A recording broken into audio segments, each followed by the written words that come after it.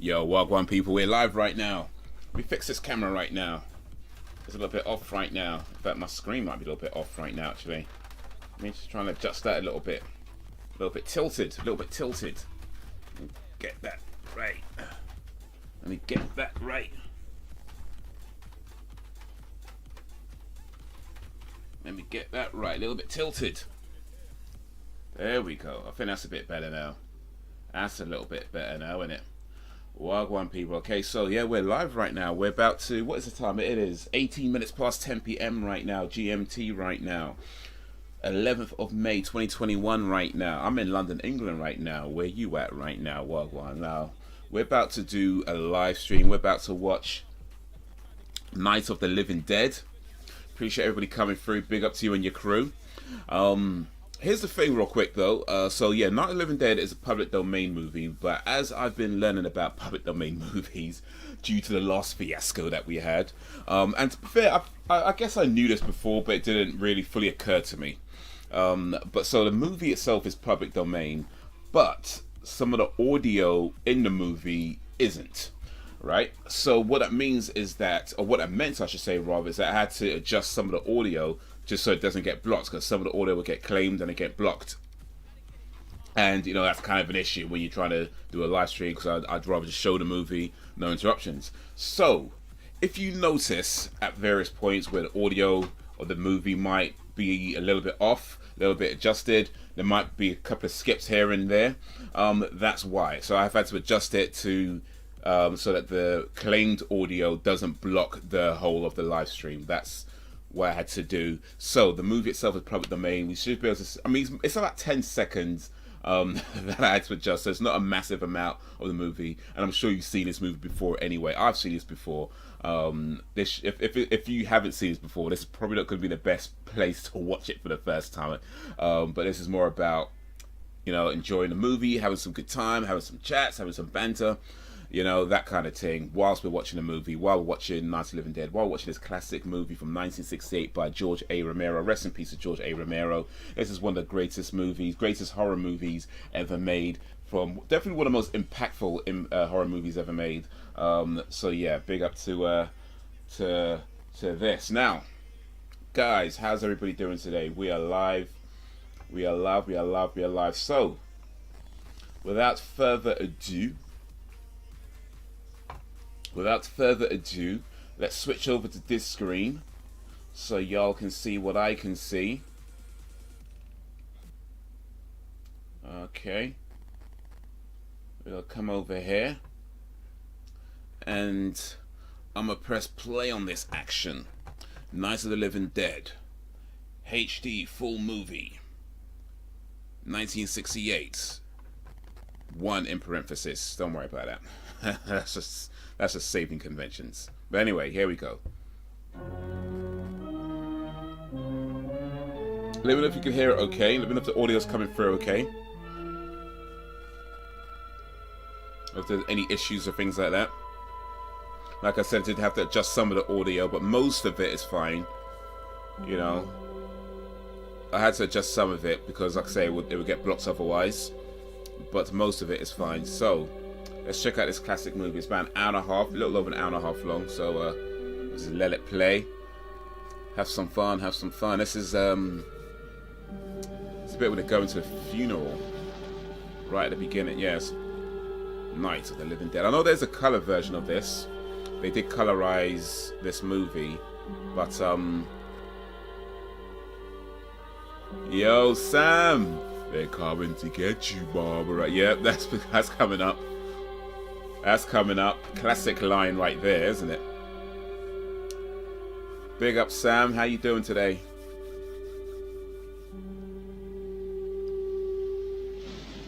You know, it's kind of crazy. I haven't seen this movie for a while now, actually, but from memory,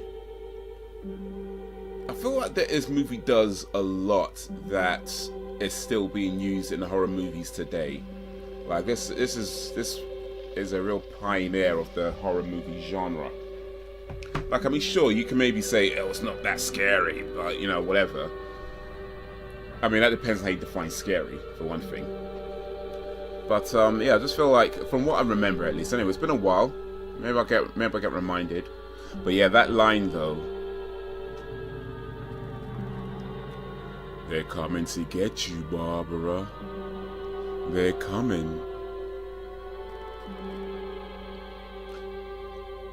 Directed by George A. Romero. Miserable only because I want a snack, but I'm not letting myself. Ooh, gotta be good, man. Gotta be good. Maybe a cheat day has to be another day. They ought to make the day the time changes, the first day of summer. What? Well, it's 8 o'clock and it's still light. A lot of good the extra daylight does us. Now, we've still got a 3-hour drive back. We're not going to be home until after midnight. Well, if it really bugged you, Johnny, you wouldn't do it. You think I want to blow Sunday on a scene like this? You know, I think Let's say Grandma for never visited him, wasn't it? Oh, Mother. Mother. She can't make a trip like this. Oh, wait, no. Is there any of that candy left? It's about moving their mother out. Look at this thing. We still remember. I don't. You know, I don't even remember what the man looks like. Johnny, Yeah, you know what? It takes you 5 minutes. Yeah, 5 minutes. It's actually a little bit loud in my ears. Let me just adjust the volume on my side a little bit. Mother wants to remember, so we trot 200 miles. I'm going to turn it down here and turn that up there. And that should hopefully be sounding a bit better on your end. It was a little bit loud in my ears. But yeah, you know what? I try not to snack too much these days. That being said, I probably do snack a little bit more than I should be. But yeah, sometimes you gotta. Sometimes you just gotta treat yourself. Maybe not treat yourself too much. Sometimes. Yeah, the remake of this with Tony Todd. Yeah, I never did see the remake though. Tony Todd was the Candyman though. I haven't seen that either. In fact, that's been remade as well, the Candyman. How's the remake? Is it worth seeing, or is it like? Late. You'd gotten up earlier. Oh, look, I already lost an hour's sleep when the time changed. I think you complain just to hear yourself talk. There it is. You know what? One sec, guys. One sec.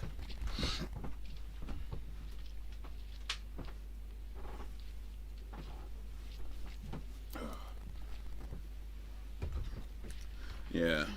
See, to cover the ears. Ears? Cover the arms. I wonder what happened to the one from last year. Each year we spend good money on these things. We come out here and the one from last year's gone. But Tony Todd's done loads of movies, though, hasn't he? The caretaker or somebody takes them away. Yeah, a little spit and polish. You can clean this up. Sell it next year. Wonder how many times we bought the same one. It's okay, I like Tony Todd though, yeah. Big up Tony Todd. There is a color version of this as well, where, you know, same movie but just in color. They colorized it. I haven't seen that though. Well, not like properly. I saw like a trailer for the color version, and it just looks weird, to be honest.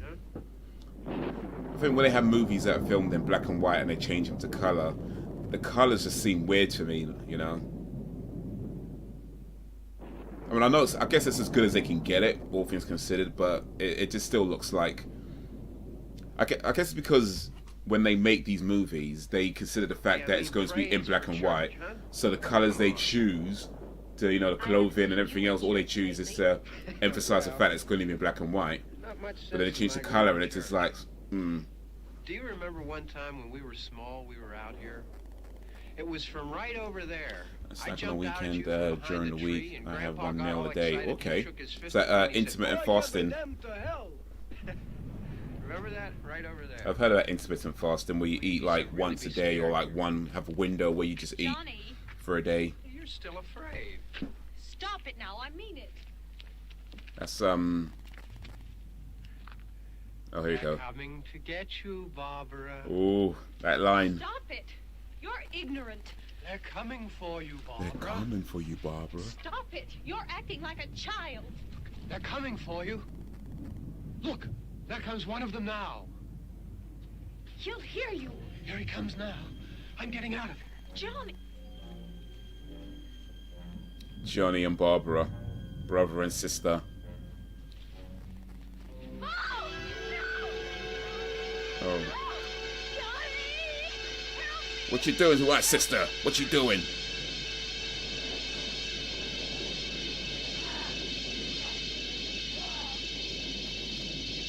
Oh. Johnny put up a good fight, but oh, he's holding himself quite well, considering he doesn't know it's a zombie though. Ah, the zombie got him. The zombie was just too strong. Smashed his head on a rock. Ooh, that's got to be a nasty way to go. Just imagine your head hitting a rock like that, like a stone. Oh, that's a.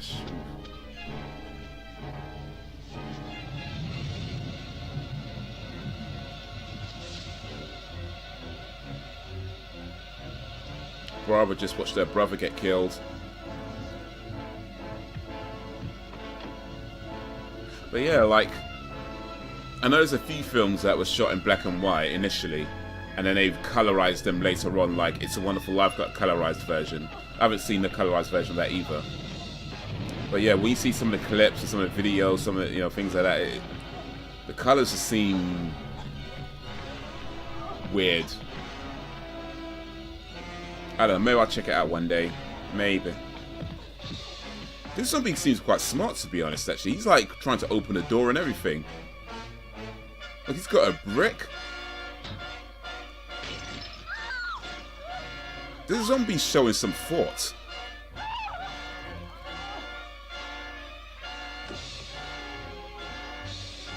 You know?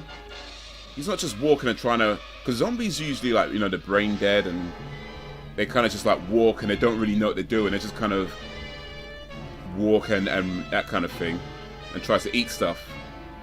But this one, like, had the thoughts to try and open a door. It had the thoughts of trying to get a brick and smash the window. You know? But that's quite a smart zombie. Maybe he's only just turned into a zombie. He's running now? It's when they put colour in it. Sometimes they should just leave things alone. Indeed, indeed. I think sometimes they get the idea that, oh, if it's in colour, that means it better. Not necessarily. Not necessarily. Like, especially like I was saying, like, when they shoot these movies, I imagine one of the things they consider is the fact that it's going to be in black and white. So, like, if you consider, like, what she's wearing now, all the sort of light colours compared to what the zombie's wearing, dark colours, or, dark in terms of, like, the black and white, there's a contrast there, right? Between the her and him, just based on their clothing. And that's something that they think about when shooting this movie, that it's going to be in black and white. How's it going to look to the people? So you have her in, like, this sort of light dress, light jacket, him in a dark jacket, and that shows that contrast between the two.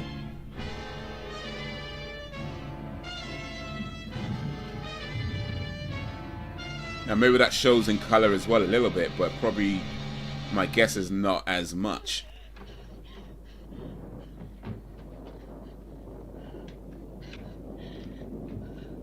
By the way, here's a fun fact that I don't know how many people know this, but this was one of the inspirations behind the first Resident Evil game. So if in the first Resident Evil game, in the beginning, where you get attacked and you run into this big mansion, this what inspired that. The way she was running from the zombie and running into this house. In Resident Evil, though, it's a massive mansion with, hidden rooms and other creepy crawlies and dangers in there as well, of course, but still, similar idea, just being holed up in this house that they had to run into.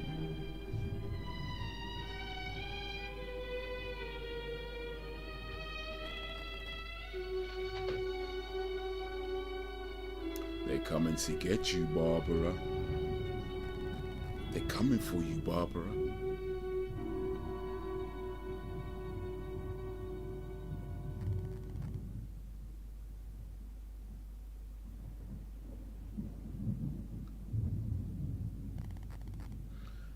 also sets a tone for film. Yes, yes, yes.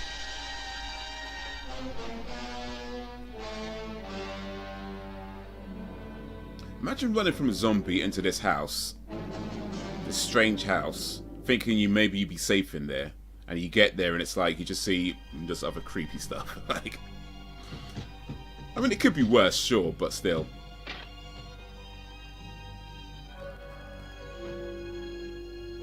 But yeah, definitely, I think there's an art to black and white that isn't fully appreciated these days. You know, back in the day, of course, it's like just what you had. Like, films were black and white because that's just the technology at the time. And even as color movies came in, you still had films being shot in black and white due to the, well, a couple of reasons. One, it was super expensive to film in color at that time. Back in sort of the 50s, 60s, when color movies were starting to come, it was really expensive to film in color. So the only movies that were in color were maybe the movies where the super, you know, the real big stars, right? They would be done in color because they could probably make their money back. But then you have filmmakers like, you know, Akira Kurosawa, who made black and white movies, I think up until about the 50s or 60s. And yeah, there's just so much like contrast in there, from like blood splatters and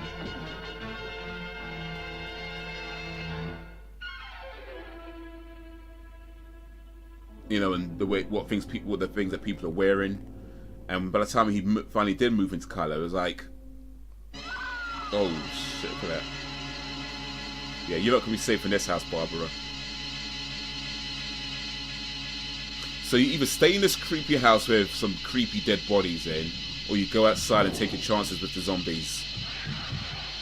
Yeah. I think you might want to...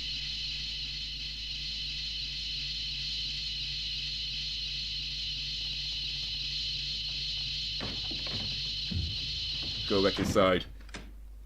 Go back inside, Barbara. It's alright. But yeah, Akira Kurosawa's amazing filmmaker. Like, him, I can handle him. Probably be a lot more of them as soon as they find out about us. Like his use of color was one of the things that stood out so much when he was moving to color. And I think a lot of that stems from the fact that he used black and white for so long. We can try to get out if we can get some gas. Is there a key?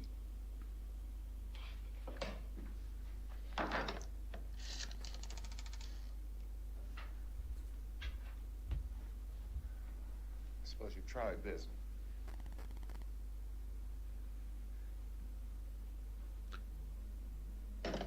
It's kind of funny. Neither of them introduced themselves.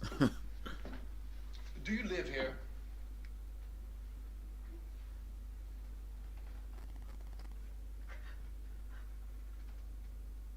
Neither of them have said, hi, my name is... Just been like... Jesus. I do miss a telephone. Yeah, it's all mobiles now, isn't it? We've got to get out of here. We have to get to where Does this anybody actually use the house phone anymore? Imagine getting a phone call on your house phone. Take some food. That's got to be a weird thing at this point. Like, you look at your house phone, it's ringing, like, what do I do? What do I do? How do... You have to pick up the receiver and, like... These days, it's all mobiles and Bluetooth. You don't even hold the phone to your ear anymore. You got a Bluetooth headset now, and it's like, just like, boop. Yeah, hello? Hello?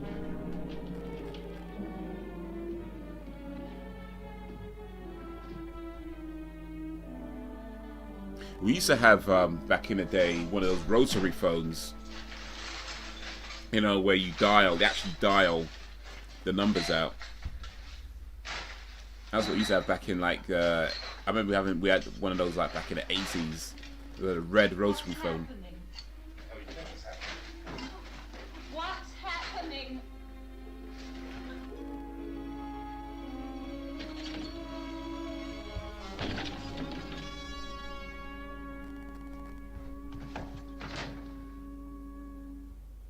Two of them.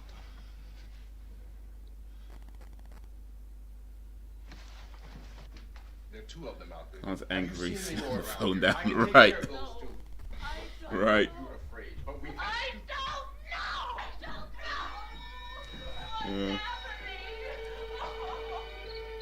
If you got like one of them brand new smartphones, you know, you either pay something like £400 or £500 for the phone, or more than that sometimes. Either that, or you're paying like £50, £60 a month on some contracts. Yeah, you're not angry slamming that phone down. You know, nope. You're barely angry ending a call with that one. You're just like, oh.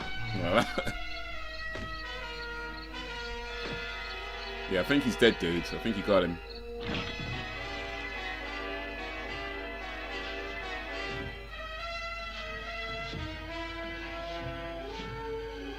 I think he got him. Barbara. You might want to look up Barbara.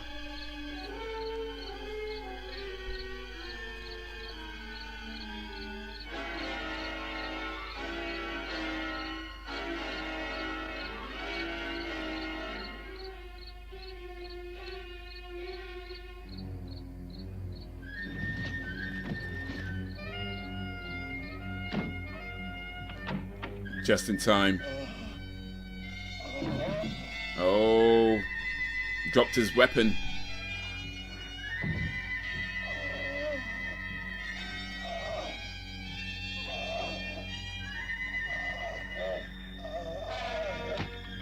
Got him.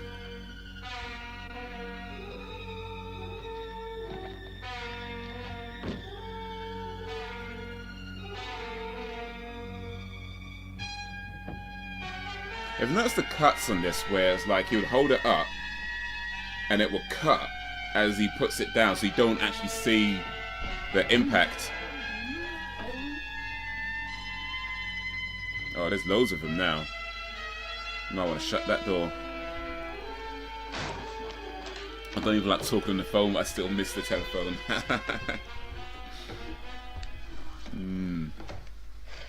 know we're in here now. I used to work in a call center. I used to work in a lot of, quite a few different call centers actually. And oh, it's still alive. Don't look at it. Yeah, I used to work in quite a few different call centers, so yeah, I spent a lot of time answering the phone and oh, you better be quick, dude. Get it out of the house quick.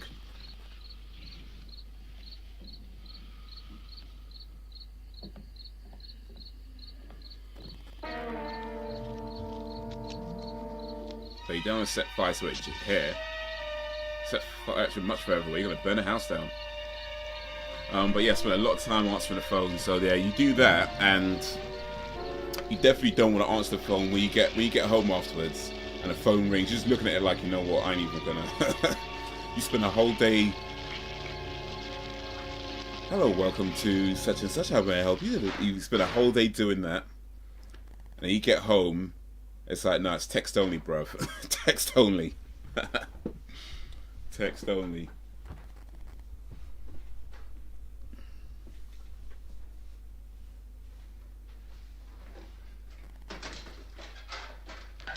Get some more lights on in this house.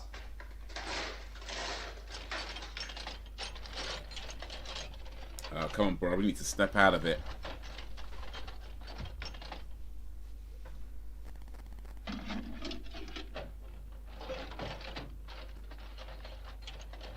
Barbara. Be careful with that knife, though. Don't want to cut yourself. Just playing with a blade.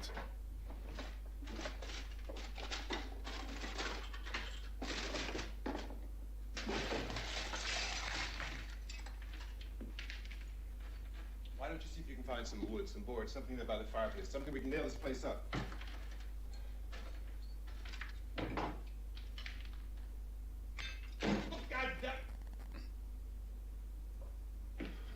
Look, I know you're afraid. I'm afraid too. But we have to try to board the house up together. Now, I'm going to board up the windows and the doors. Do you understand? We'll be all right here. We'll be all right here until someone comes to rescue us. But we'll have to work together. You'll have to help me. Now, I want you to go in and get some wood so I can board the place up. Do you understand? Okay? At least working in the call center, you can hide your annoyance with people. You can. You can. I do have some stories of times where the annoyance wasn't hidden so well. This one time I was on the phone with this guy, and I think, to be fair, it wasn't so much him I was annoyed at. I think I was just, at the time, I was just not in a particularly good mood anyway. And then this guy was on the phone and he was being kind of a snarky git. And so I ended up saying something that I wouldn't have normally said. It wasn't too bad though. He was asked, I can't remember exactly what it was, but he was asking to do something, and I didn't particularly want to do it. And it couldn't be done anyway, but then I wasn't exactly being helpful about the situation. Like I said, I wasn't in a great mood at the time. And then, but yes, couldn't be done anyway. One, I didn't particularly want to do it, and it couldn't be done anyway. So I was saying, yeah, it can't be done. And he said something like, you're being unreasonable. You know, I think you're being unreasonable. And I just said, well, I think you're being unreasonable. I just said it back to him. And then, well, he complained about that, and it got through to the manager. Got called into the office. I was like, oh, yeah.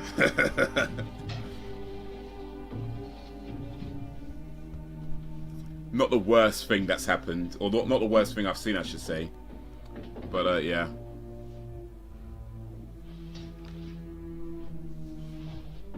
I knew one guy who would, it was in the sales, I think it was, yeah, was it sales? I think it was in sales.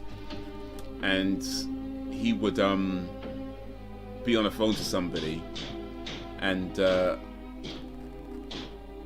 he was a Karen then. You know, I think in fairness, like I said, I wasn't exactly in the greatest of moods. I probably could have been a little bit, you know, more helpful myself. But I don't know if I'd say he was a Karen, but I've definitely come across some Karens. I think, if I'm being fair, this guy, you know, he's a bit snarky, sure, but then I wasn't exactly, you know what I mean. I probably didn't help the situation myself, so I got to take some responsibility. But yeah, I've definitely come across some male and female Karens. If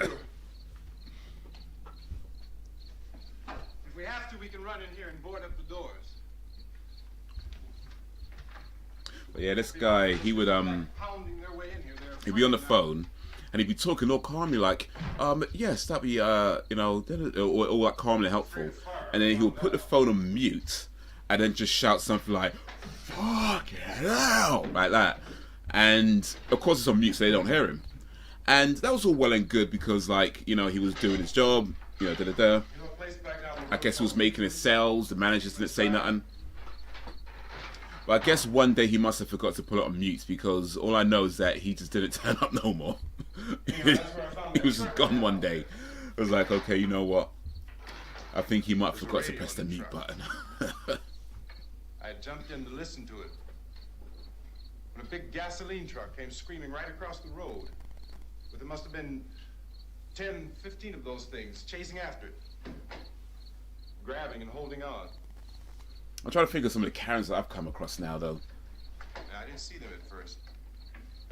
Sounds like something I would do. Just see that the truck was moving in a Hey, just make sure you get that mute button. Those things were catching up to it. Truck went right across the road. Slammed on my brakes to keep from hitting it myself. It went right through the guardrail.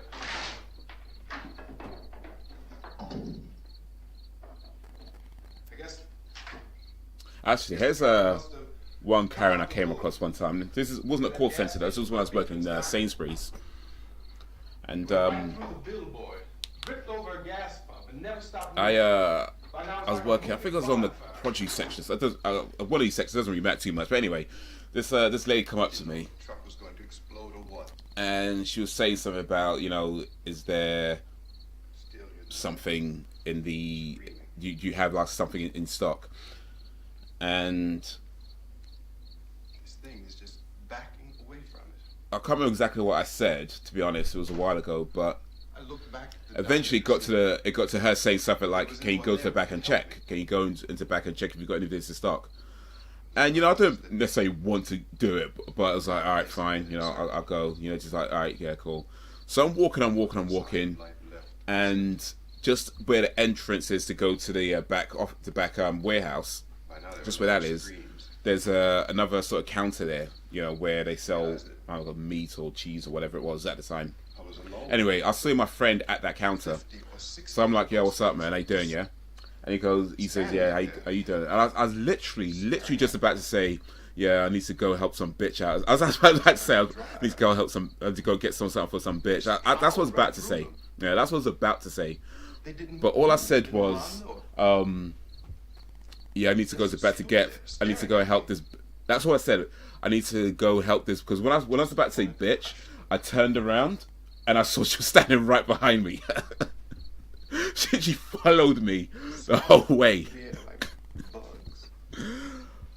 She followed me the whole way. I was about to say, boy, if I don't, Johnny and me. that was close. Johnny. That was close. That would We came to put a wreath on my father's grave. That was their father's grave, not their grandma's grave. Johnny and he said, "Can I have some candy, Barbara?" Yep. We didn't have any. Man, the way I retracted that word quick when I saw she was standing right behind me, though, it was just like, oh man. It's hot in here. Hot. I was like, oh yeah, I need to get some.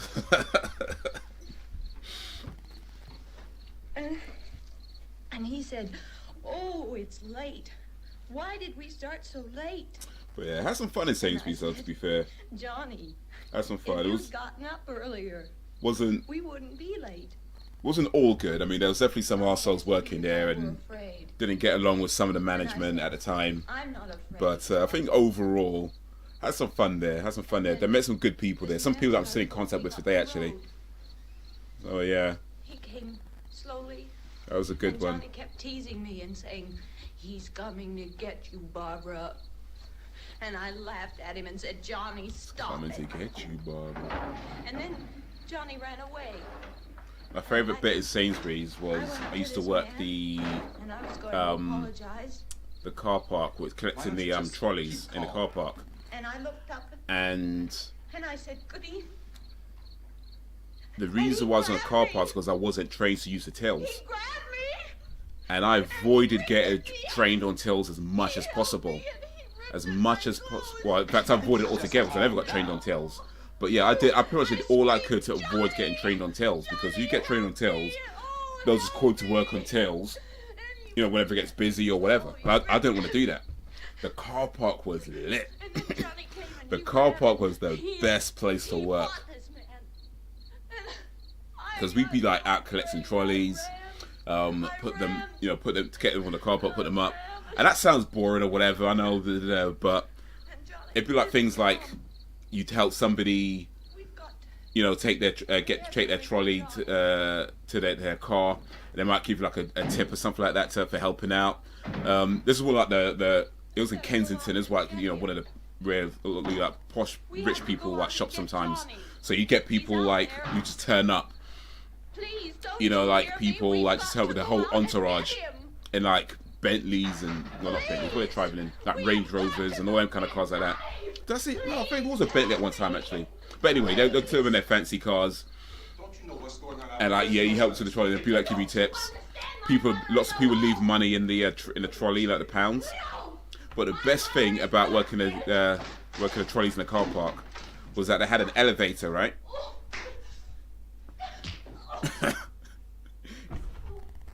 You know, also equal rights. Oh, he knocks her all out. A little bit too hard. A little bit too hard. But yeah, they had an elevator foot in the car park, a lift in the car park. So like, what we do is that you go in, press to go up or down, and as the doors are shutting, you put your fingers right in the in between the door, and it'd be close enough for the lift to think that it's shut, but your fingers are actually in between the doors. So as it's going up, you pull the door apart like midway, and once it does that, the lift stops, right? And then there was like a like a can, like a flattened can that we'd use to hold the door open, and we'll just stay there between floors. You couldn't call the elevator because it will think the doors are open, right? So you couldn't call it up or down, it would just be there. And we'd just like sit there and just cock for a little while, Skype off work.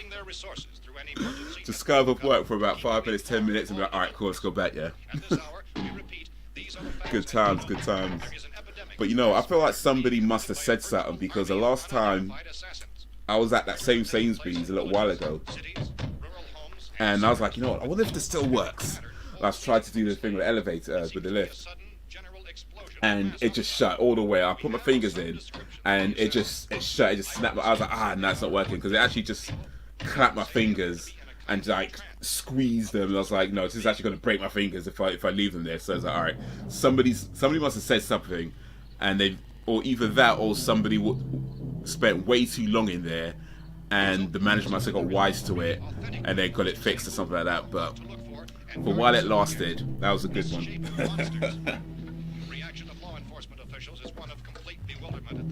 He speak here most of the old days because I was a bit cheeky with them. Apart from this one woman, she hated me this one time. I dropped her drink and clean, yeah, made her another.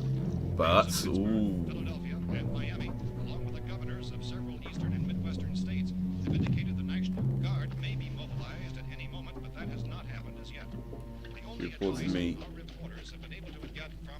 She reported me and made out I washed I washed her with cold water. I was called in for a meeting, and I said what the fuck to my boss, and that was where I got in trouble.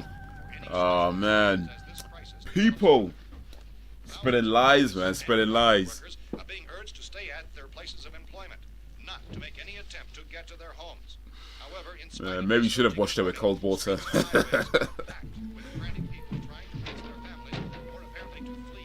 Yeah, old Karen right there should have been washed with cold water.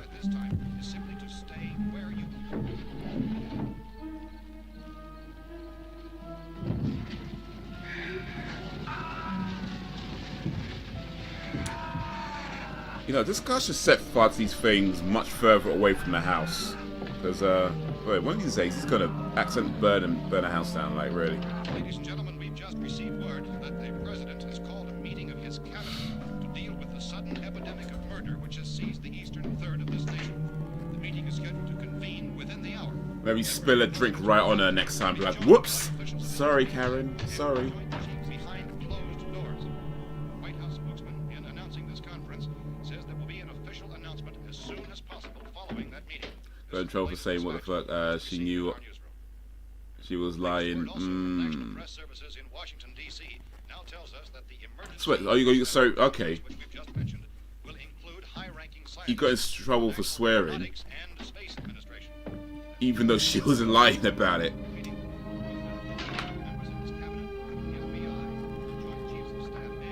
I swear, like, old people swear the most. You know, like, old people kind of have this image of like, you know, little old lady and, you know, sweet mouth and everything, but I swear like old people swear the most. Maybe swearing the most. Tell of frightened people seeking refuge in churches, schools, and government buildings, demanding shelter and protection from the wholesale murder, which apparently is engulfing much of the nation. I feel there's a point, like the older you get, like the less things you kind of care about, right? I feel that's just a natural thing. The less things you care about, the older you get, because like you just kind of become more and more in tune with who you are and just being who you are, and to the point where whatever it is, whatever your core value is, whatever your sort of core things are in your life, that's just the things that you care about. So you get to, I feel like you get to a point where it's just like things like you don't care what people think of your language, you don't care what people think of anything. So like, bare old people you come across, they be swearing the most.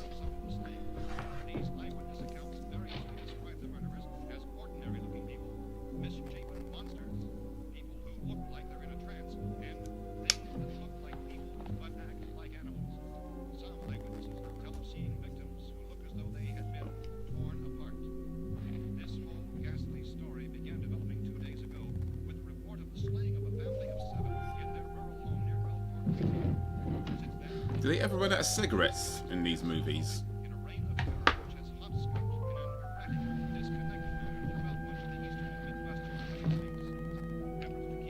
They just have endless supplies of cigarettes.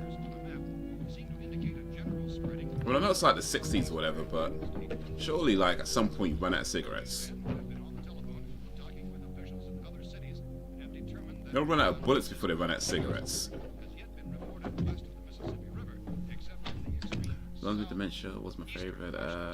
There were some characters. Ooh. Imagine it must be tough to deal with, though. Gun and some bullets out there. And these. You know, with people who sort of like where their memories kind of going and having to remind them of things. And up pretty solid now. We ought to be all right here for a while. We have a gun and bullets. Food and radio. Sooner or later, someone bound to come and get us out.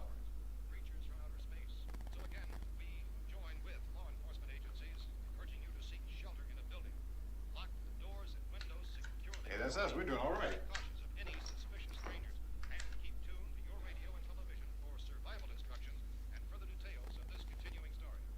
Look, I don't know if you're hearing me, but I'm going upstairs now.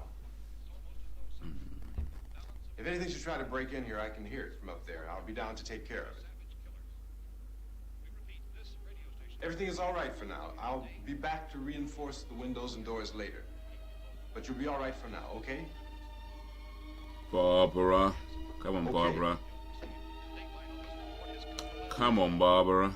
Civil defense officials in Cumberland have told newsmen that murder victims show evidence of having been partially devoured by their murderers.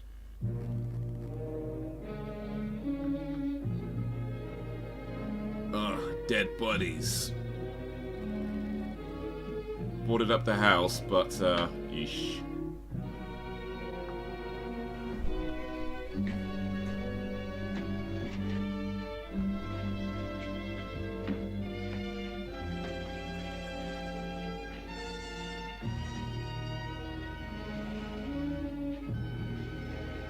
Yeah, when I was a kid, one of my neighbors was this elderly lady, and Consistent reports from witnesses she was really cool. She was really nice.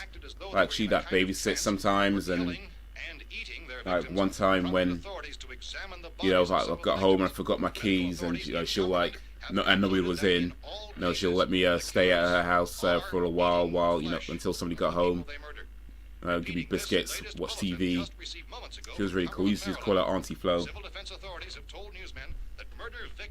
She passed away like maybe a while ago now, but yeah, she was like 90 something. I think 92. I think 93 when she passed away. But it's crazy because it's like for the longest time, like she was always on her own. I mean, the house she lived in, she lived at the bottom, and somebody else, another family lived at the top. It was like a two-floor house. She was at the bottom, they were at the top. But for herself, she was like on her own. She was always on her own, and like the only time I ever saw any of her family come around was her brother, who came around maybe a few years before she passed away. Her brother would come. But then he actually passed away shortly after that. I mean, he passed away before she did, but he would come around. But then other than that, like I've never seen any of her family members until she died, and then I guess I think some of her children or grandchildren and things like that were at the house. It's like it's kind of crazy when it's like sometimes where it's kind of hard to hear what's going on from down there.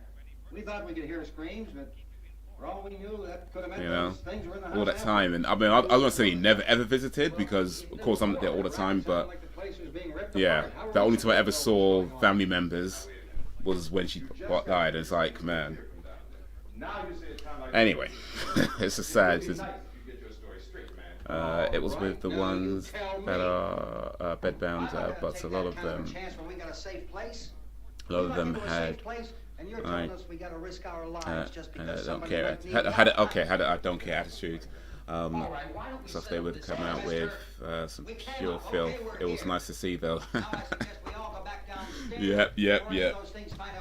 When you just stop caring, you just realize you're at that point where the only thing you got to look forward for is death. You believe what you believe.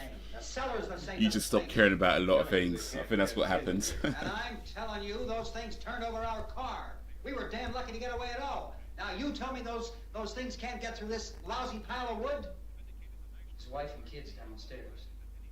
Kids hurt. Well, I still think we're better off up here.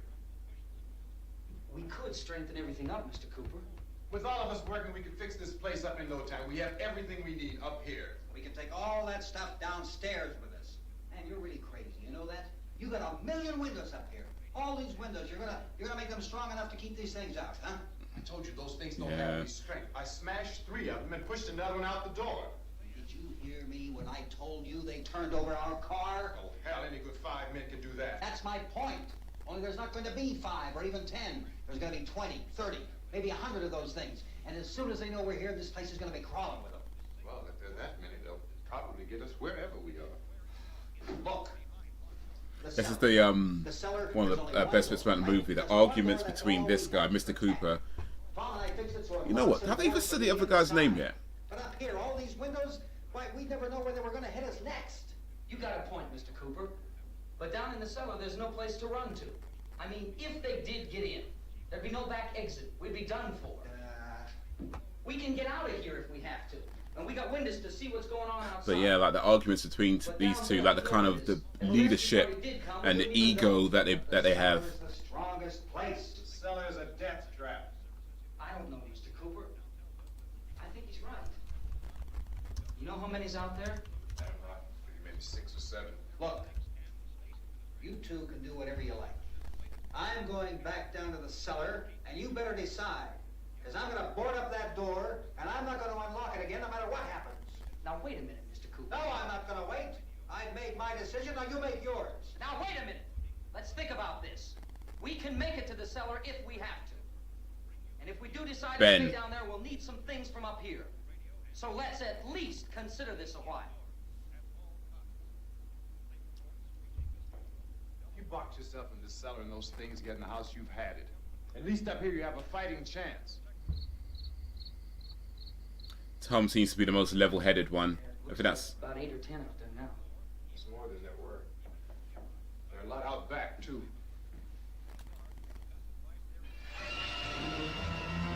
Is it Tom?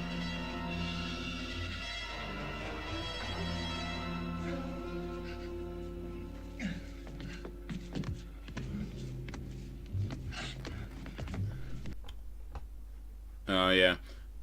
I had to adjust some of the audio, by the way. So things like this happen.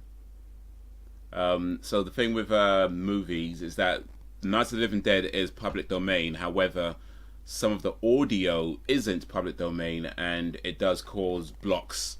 So in order to avoid the blocks coming up, I had to adjust some of the audio. So yeah, it might drop like this for about a minute or so each time. There's only a few instances I think that cause blocks, like about 4 instances. So hopefully it's not too much, and they're not very long, about a minute each. So yeah, it's gonna be. There we go. We're back up. We're back up. We back to normal. Can't take anyone seriously who has their trousers that high up. That's a good point, actually. But I don't know, this one's completely naked though, so. Oh, you know what? I totally forgot. I'm probably gonna need cold alarmer for a second because YouTube. Oh shit! You might be seeing some things that YouTube don't want us to see. We're gonna need cold alarmer for a moment. I feel okay now. You're crazy. Those things are going to be at every window and door in this place. We've got to get down into the cellar. Go down in that damn cellar. Get out of here! At least remember to check these movies. Because I've seen this before. I totally... And I didn't remember that. Because if I stay up here, I don't remember that bit from when I saw it before. I totally forgot. So I need to remember... That's a few things to check. Check for things that could cause blocks. And check for things that might cause alarmers. We've got a right. You going down there with him? Well, Yes or no? This is your last chance. No beating around the bush. Listen, I got a kid down there. She can't I couldn't bring her up here. She can't possibly take all the racket and those things smashing through the windows. Well, you're her father. If you're stupid enough to go die... Naked dead people shouldn't count. However, I am not... I think so, yeah. I think I'd agree with that. Because if they're dead, then they're not really people, isn't it? You know what I mean? Because once you stop living, you're not a person anymore. You're just a body, right? I'm boss up here. And that's what they are. They're zombies. They're dead, so they're not humans. They doesn't count. You know, I won't open this door again. I mean it. Mr. Cooper, with your help, we could... With my help. Let him go, man. His mind is made up. Just let him go. We had arguments between those two. Judy, come on up here, honey.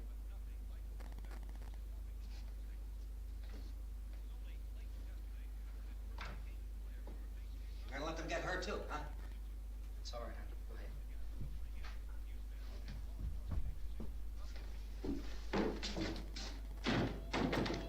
ahead. Yeah. Ego. If we stick together, man, we can fix it up real good. There's lots of places we can run to up here. Mr. Cooper, we'd all be a lot better off if all three of us were working together. Hey. Hey, kid.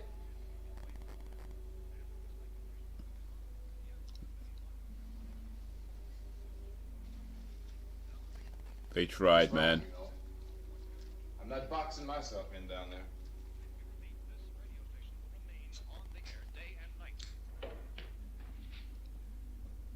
Well, we're safe now. It's boarded up tight.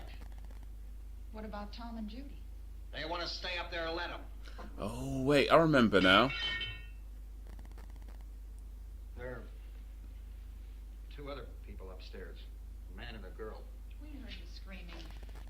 Yeah, but I Yeah, the little girl. I remember now. I remember now. Of course not, Harry. Tight trousers, a bug and shit. So we're trying to hide his belly. I mean, it's not too big, but you know, it's getting there. Is she all right? I don't know. The higher trousers up, the more it hides your belly. When your trousers are too low, Where'd you get the bandage? it doesn't hide your. Then your belly just shows. Laundry in a basket. When you put it up higher, it hides it a bit better. Yo, Wagwan Frozen Gamer. Let them stay No up. way, movie night. Yes way, movie night. Let them. Night of Living Dead. Too many ways Classic the horror. monsters can get in up there. We'll see who's From right. 1968. Directed by George A. Romero. Maybe me let them in down here? That's important, isn't it? What? To be right, everybody else to be wrong. What do you mean by that? Does anyone up there know why we're being attacked? Old horror movies are the best. Whatever it is, They're pretty darn good, that's for sure. Some kind And this is a of mass classic. murder. It's going on everywhere. The radio said to stay inside. Radio? Radio upstairs. I heard a news bulletin. There's a radio upstairs and you boarded us in down here? Oh, she's pissed now. What did it say? Nothing. Nothing. They don't know anything. I find your horror movie scary. You know what? I think And people are supposed to when look it comes to horror, Take the boards off. especially for those of us who watch a lot of movies, a lot of horror movies, Radio is at least some kind of communication. If the then you authorities buy know what proper to do, high-waisted. they'll send people for us so they tell us what to do. I mean, this is 1968. Probably didn't have too many choices. But yeah, you gotta have the trousers all the way up. Hide your belly. Oh, you can even see. All the way up. All the way up. We may not enjoy living together, dying together isn't going to solve anything. Those people aren't our enemies. Another point.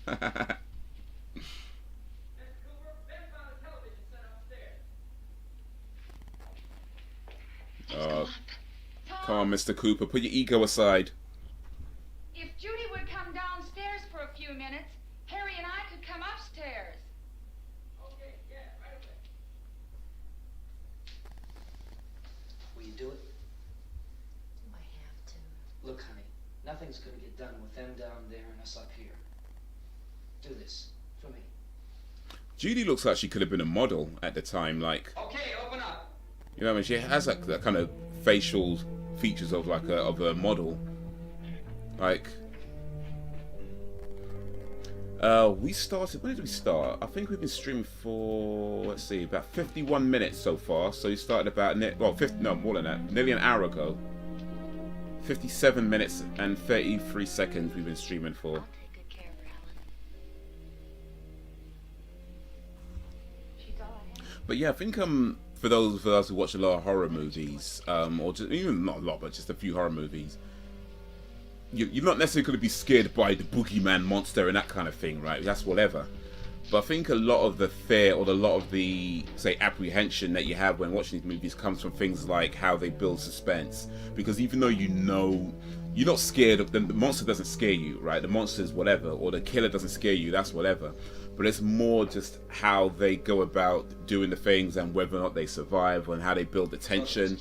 And a film like this, like, yeah, I feel like there's a lot in here that modern day horror movies and TV shows still use.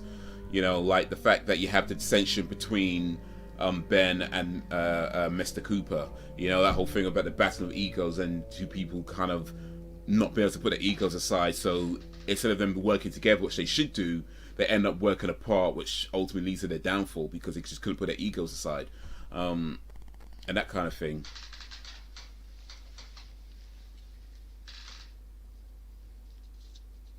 And then you still have this girl, Barbara, just been spaced out since the whole thing started.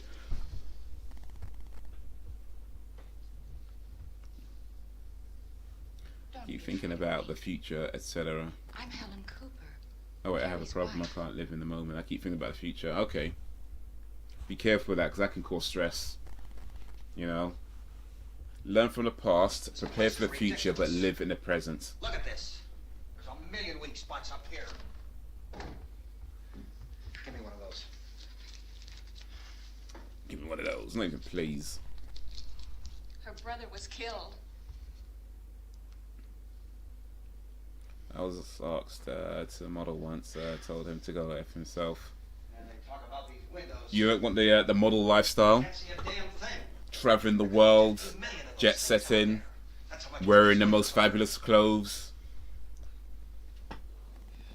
You don't want that? Why don't you do something to help somebody? No, I do suffer from anxiety. Here I have it. Drag a couple of those chairs together. Yeah, that's a part of it. Just be careful, dude. Might need to Watch this and try to understand what's talk to going somebody about that. on. I don't want anyone's life on my hands. Is there anything I can do? I don't want to hear any more from you, mister. I used to do some photography, and I worked with some models, It's on. It's on. and Don't sound. for the most part, it was pretty cool. You know, you meet people, you get along, they're nice. I had one incident where, not so much with a model really, more with the fashion designer. All this. Shut up. Oh, okay, gotcha. Alright, I see. Yeah, maybe that was maybe to what you told him was the exact appropriate response then.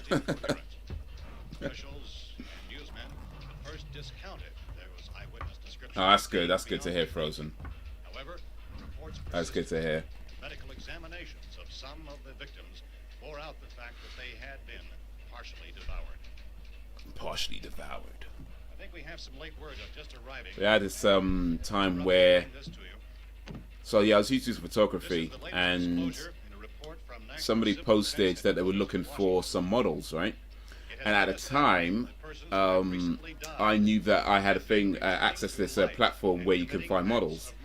And I just said, hey, I can help you get a model because I have this access platform. So I did. So I helped them get a model. And the lady knew that I was doing photography and asked if I wanted to come to the shoot. I said, yeah, sure. So I did. And then she had her, I mean, the lady who put the advert up is a photographer herself. Who put the poster was a photographer herself. And she knew that I was doing photography, and then asked if I could come along and say, cool. So I did. Now the fashion designer that she was doing the photography for, that's where the issues really started. So the photographer said to me that if I want to, I can take my own pictures. And I was like, all right, awesome, cool, right? So I did. I took some pictures while we're there. And at the end of it, I don't think I had to. Like, I don't feel like I had to do it. But I just thought it'd probably be nice to send my pictures to the fashion designer and just say, hey, look, these are the pictures I took. If you want to use any of them, it's cool, you know. And if you do, just drop a credit. I wasn't saying she had to use them. I wasn't asking for anything. I just said if you wanted to use any of them, you know, just drop a credit and it's cool. I don't think that was anything bad, right? They didn't, you know, like I say, you didn't have to use them. Just if you do, drop a credit. But if she starts talking about how she owns my pictures, and I don't get to, and I shouldn't post any of them anywhere else without her permission. Oh, well, wait a minute, what's going on here? Like, you know, first of all, you know, I didn't ask. You know, I didn't ask you to take. I was told I could take pictures. Number one.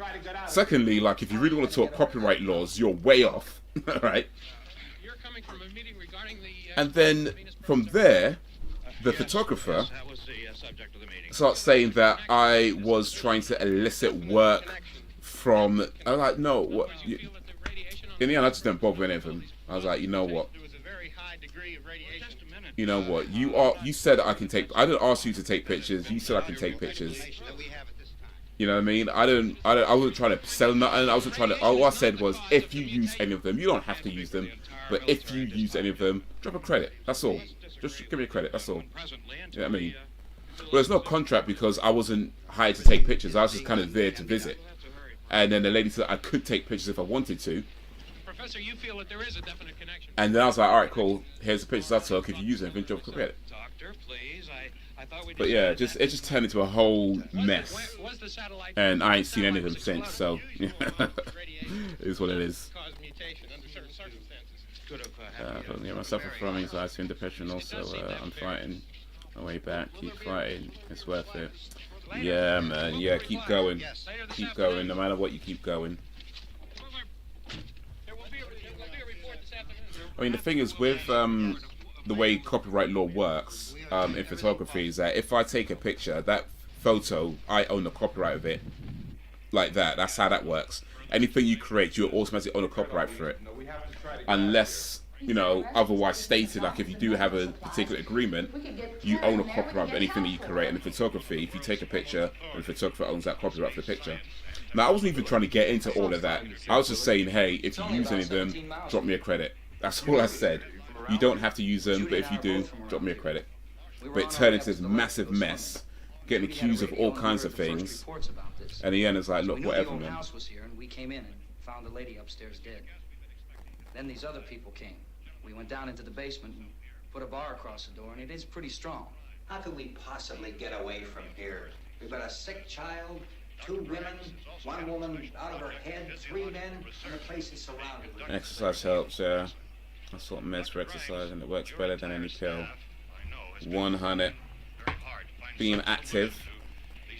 Mentally and physically active. You know, staying positive. And by the way, being positive doesn't mean that you're going to be happy all the time. I think people mistake being positive for being happy. I mean, of course, being happy is great, right? But to be positive doesn't mean that you're always going to be happy.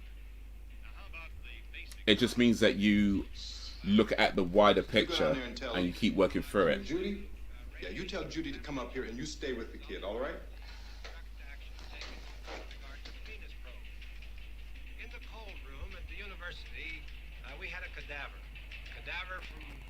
Is there any job you haven't done? Well, I've done a lot of different jobs over the years, that's for sure. That's for damn sure. I've done a lot of different jobs over the years. From employment to self-employment.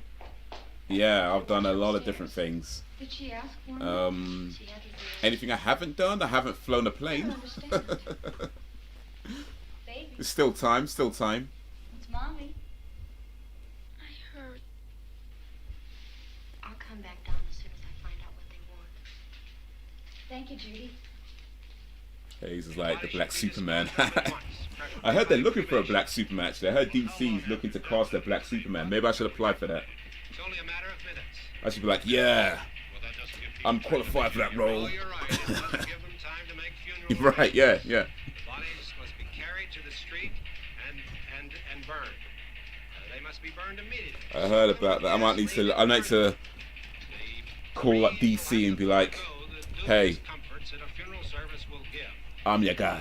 They're just dead flesh and dangerous. I need you to find some bedspreads or sheets to tear up into small strips, okay? Is there a fruit cellar here? Yeah, just call me We need Doc some Kent. bottles or jars. Make Molotov cocktails and hold them off while we try to escape. Hey, there's a big can of kerosene down there. I'll see what I can find. That's for your slogan, yeah. Big key ring down there. There may be a key to the gas pump on it. I'll check. We can toss the cocktails from a window upstairs. Black Superman to the rescue. Go out and try to get the gas. What you need, what you want. But that'll leave a door I can open do it all. Yeah, that's right. It better be this door. It's closer to the truck. Before we go out, we'll put some supplies behind the cellar door. While we're gone, the rest of you can hold up in there. I found some fruit jars in the cellar. And there's a key on here that's labeled for the gas pump out back.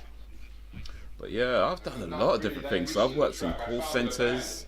I've done sales, well, sales and customer services in call centers. I've done door-to-door sales as well, shops, retail.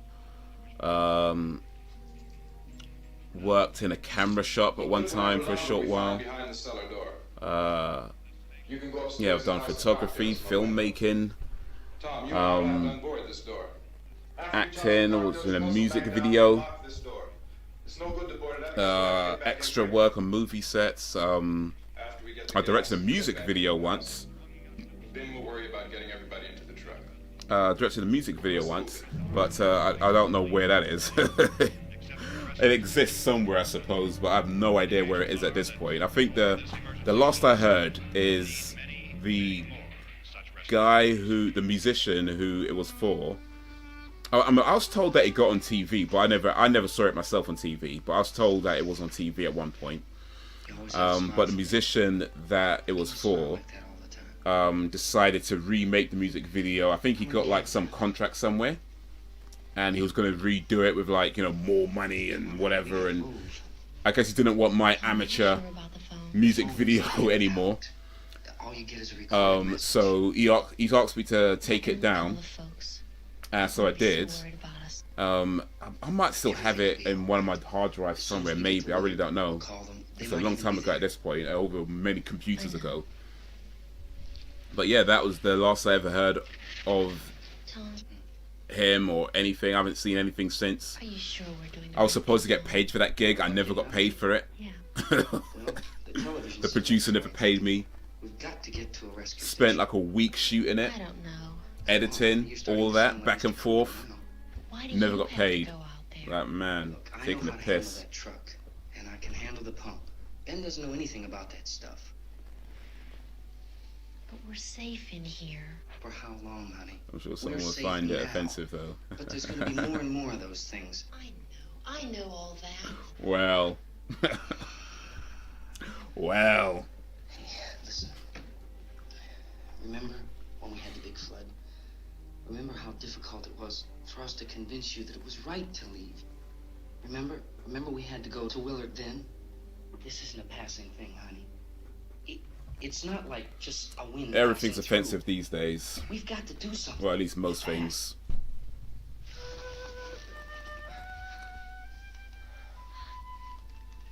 I just don't want you If to. you're not getting cancelled, I mean, are you even... Smiley, where's that big smile for me? If you're not getting cancelled, are you even doing it right? You're sure no use at all, are you? Wake up, work to do, honey. And you...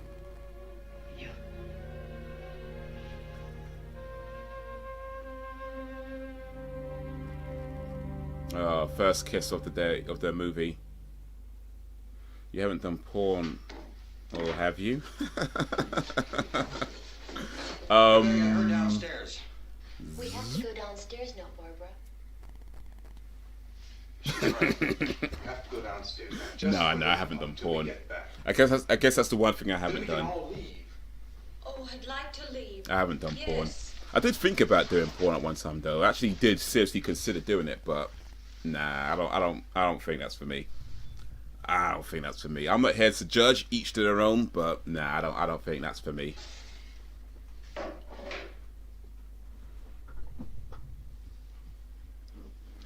It's fine. Prince Charming offensive. All bets are off. Prince Charming. Oh yeah, I heard about that. Was it the frog? Yeah. I think you posted about that, isn't it? About the was it the frog? No, was it what's Prince Charming? The dead guy, the dead girl. Kisses the dead girl and brings her back to life. I mean, he has.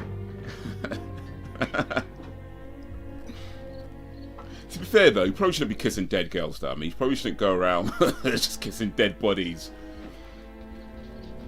Like, you just find some dead body on the road, you start kissing. That is a bit off, to be honest. That's a little bit suspect. Snow White, okay. So yes, wait, Snow White and the Seven Dwarfs. Yeah, so yeah, she dies, isn't it? And then he brings her, because he gets poisoned, and yeah, Prince Charming brings her back to life with a kiss. There was Sleeping Beauty, where he was kissing a sleeping girl. They probably shouldn't do that either. Just some random sleeping girl. Just, you found some girl sleeping in a tower. I'm just saying, things were different back then. It was a different time back then. You can go around kissing dead girls and sleeping girls, and it won't be a thing. But oh yeah, that's perfectly normal. But yeah, no, the whole cancel thing's been. It's like, first of all, he's not even a real person. That's one. Secondly, these stories are like hundreds of years old. It's like, what exactly are you cancelling at this point? Like, what? Yeah, I mean, what exactly are you cancelling? I mean, I totally get that those stories don't hold up by today's standards, right? I get that, but times were different back then. Those were considered fairy tales back then.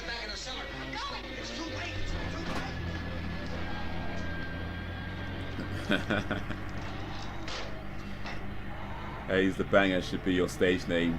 Come on. You know, I did come up with a porn name at one time. I don't remember what it is right now, though. I used to try to remember what my porn name was. Ted Bundy does stuff like that. Ted Bundy was a serial killer. And one of the reasons why he got away with it for so long is because he was a good-looking guy.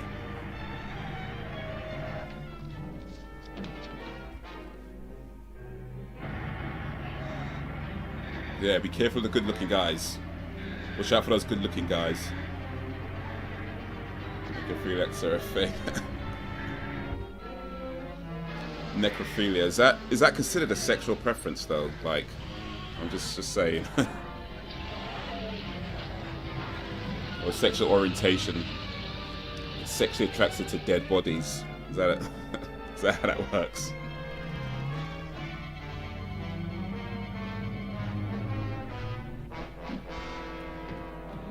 Necrophilia.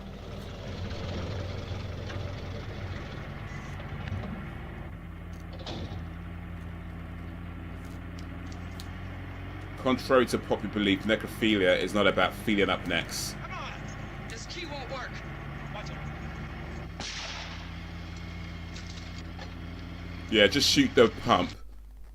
That was a good idea. Shoot the pump.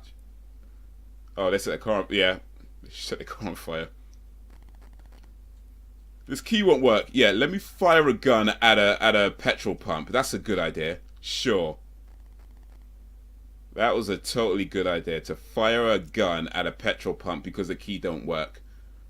I'm just saying, you're lucky you didn't blow more stuff up.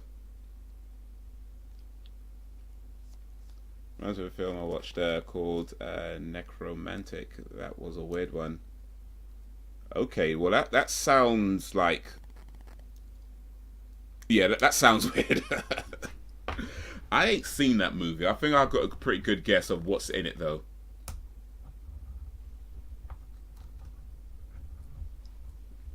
I think I've got a pretty good guess about what some of the things that might happen in the film called Necromantic. All about somebody who loves necks. That's what I'm guessing. The guy loves necks. Just loves kissing the neck. Loves feeling the neck. Loves everything about the neck. Oh wait, are we going to need the llama again? I think we're okay.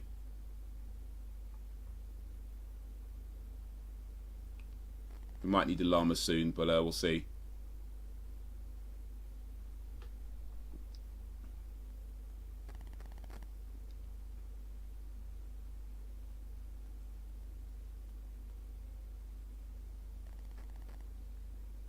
Sat through it all. Don't judge me.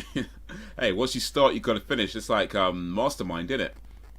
I've started, so I'd finish. That's how it goes. Once you press play, you gotta stay.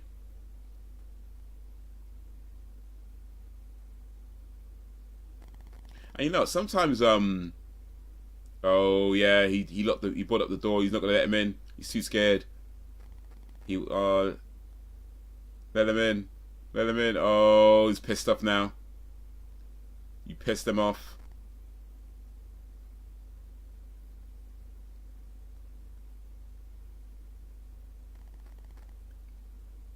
And I watch the second one. Wow, once you start, you gotta finish.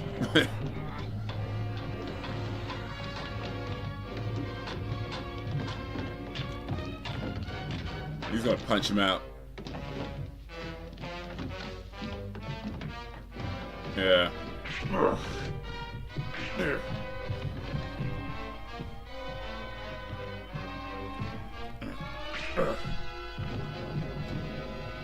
You could have got me killed.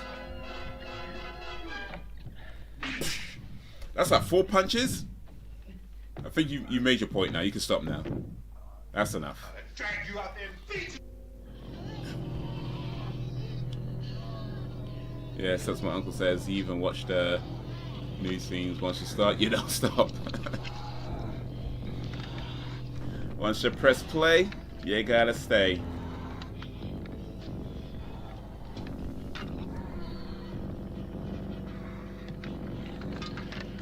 Oh, that guy gone. They got him.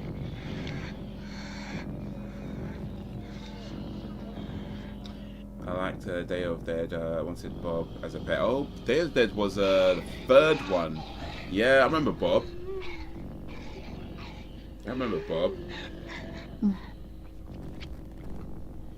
Bob was yeah, because he was trying to. The guy was trying to figure out how to maybe cure him or something, and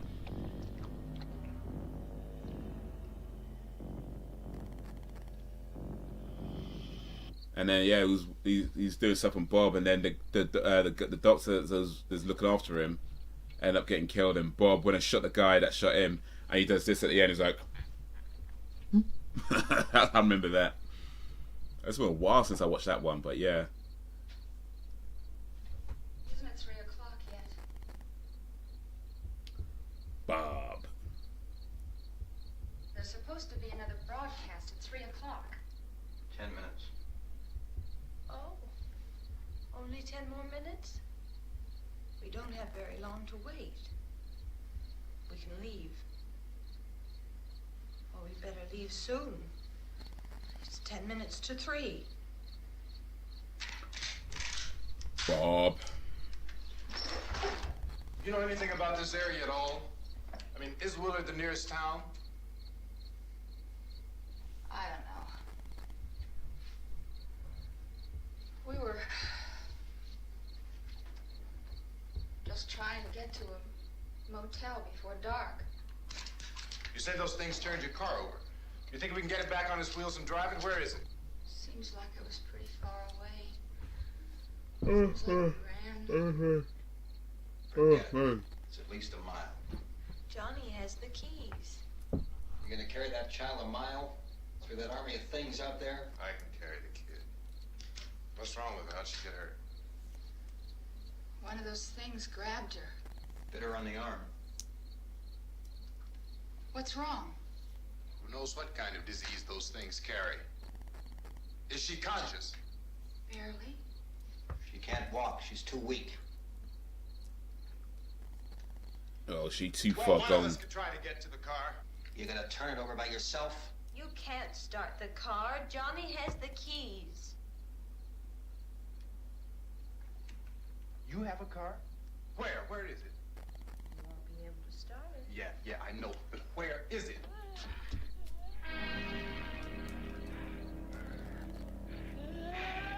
Oh wait, might need. Yeah. Oh no, it's welfare. Okay. Good Lord.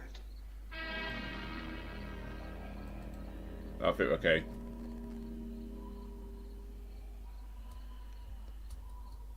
We had a. Being monitored closely by scientists. We had an arse shot, but I think we're okay. At this hour, they report the level of the mysterious I have to remember to check the check the content. How many llamas are we gonna need? Dead bodies will continue to be transformed into the flesh-eating ghouls. All persons who die during this crisis, from whatever cause, will come back to life to seek human victims unless their bodies are first disposed of by cremation. Our news cameras have just returned from covering such a search and destroy operation against the ghouls. This one conducted by Sheriff Conan McClellan in Butler County, Pennsylvania. So now let's go to that film report. Harold Hall. All law enforcement agencies and the military have been organized to search out and destroy the marauding. I mean, they don't look like law enforcement or military. They look like local militia. You know, they look like regular people with guns. By a shot in the head or a heavy blow to the skull. Officials are quoted as explaining that since the brain of the ghoul has been activated by the radiation, the plan is kill the brain and you kill the ghoul. What do you think from the supply wagon, Gus? No, we're all right. Hey, Cass, put that thing They look like a bunch of guys who are sitting around just waiting to shoot something. That's what they look like. They're sitting around waiting for this day their whole lives. Like, yep, my father yet to shoot something. That's what they look like. Come on, boys. Finally get you some. Yeah. Today, right in this area. Those last three we caught trying to claw their way into an abandoned shed. They must have thought somebody was in there. There wasn't, though. We heard them making all kind of noise. We came over and beat them off, blasted them down. Yeah, okay. Chief, if I were surrounded by 6 or 8 of these things, would I stand a chance with them? Well, there's no problem. If you had a gun, shoot them in the head. That's a sure way to kill them. If you don't, get yourself a club or a torch. Beat them or burn them. They go up pretty easy. Beat them or Chief burn them. McClellan, how long do you think it will take you until you get the situation under control? Well, that's pretty hard to say. We don't know how many of them there are. We know when we find them, we can kill them. Are they slow-moving, Chief? Yeah, they're dead. They're all messed up. Well, in time, would you say you ought to be able to wrap this up in 24 hours? Well, we don't really know. We know we'll be into it most of the night, probably into the early morning. We're working our way toward Willard, and we'll team up with the National Guard over there, and then we'll be able to give a more definite view. Thank you very much, Chief McClellan. This is Bill Cardill, WIC TV 11 News. WIC. Official spokesman declined to speculate just how long it may take to kill off all the flesh eaters, so long as the heavy rain. Oh, lights out. Is the fuse box in the cellar? I don't know. It isn't the fuse. The power lines are down. You know what I like about this? I'm kind of realizing now. Get that gun.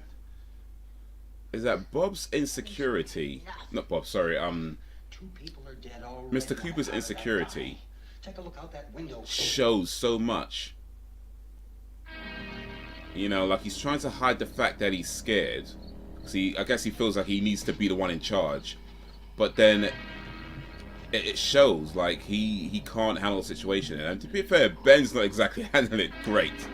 But it's so like the contrast between the two of Ben being a little bit more level-headed, and Mr. Cooper just being really scared, trying to pretend that he isn't, but failing at that, and his insecurity shows a lot. Oh yeah, and by the way, yeah, in case we didn't hear you say before, yeah, I had to adjust some of the sound and audio because, yeah, the movie is public domain, but not all the audio is, so some of the audio had to be muted or taken out and that kind of thing. So yeah, that's it only lasts about a minute though, so it won't be going in for very long. But yeah, I need to remember these for next time. Check for things that can cause blocks and check for things that can cause llamas. That's that's the mental note right now. Before doing movie nights, check for things that can cause blocks, check for things that can cause llamas. And it looks like Mr. Cooper's got the gun now. He's gonna get everybody back in the cellar. You get back in the cellar, I'm gonna shoot you. I'm gonna shoot you.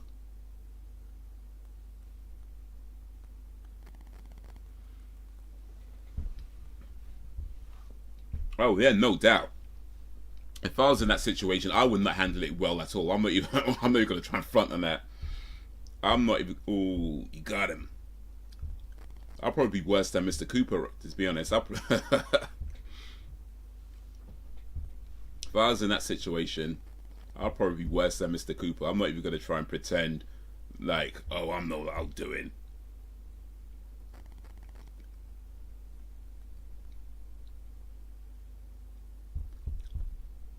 Watch me be the best leader possible. Nope.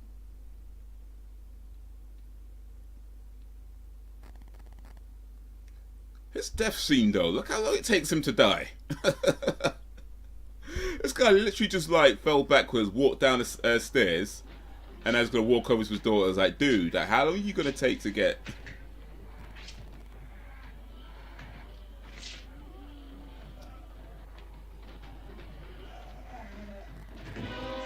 Yeah, there you go.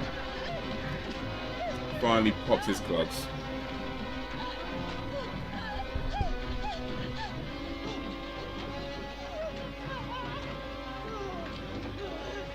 Oh, have they got her? Have they got her? I would break the fridge. I'm gonna die. Screw fast. Well, you know what? If they're gonna eat you, may as well give them something to eat, right?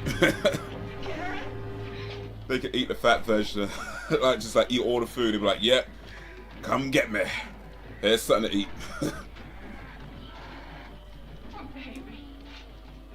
Oh, she's turned. Alright, here's a question actually. Last meal.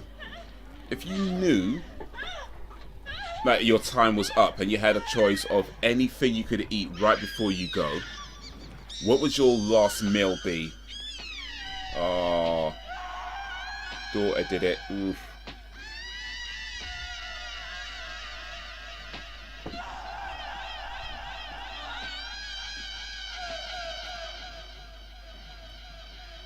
Some kind of one last pizza. Yeah, I think a pizza's a good choice, isn't it? Because like, you can always enjoy a pizza. Well, maybe not always. Kind of depends on the pizza, but I think for the most part, you can always enjoy a pizza, even if it's not necessarily great pizza. You're pretty much. Oh yeah, I think that's a good choice.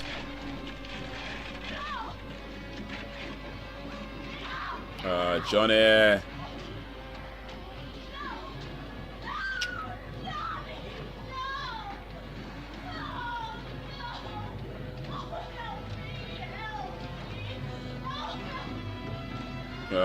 Johnny's taking her. He's taking her.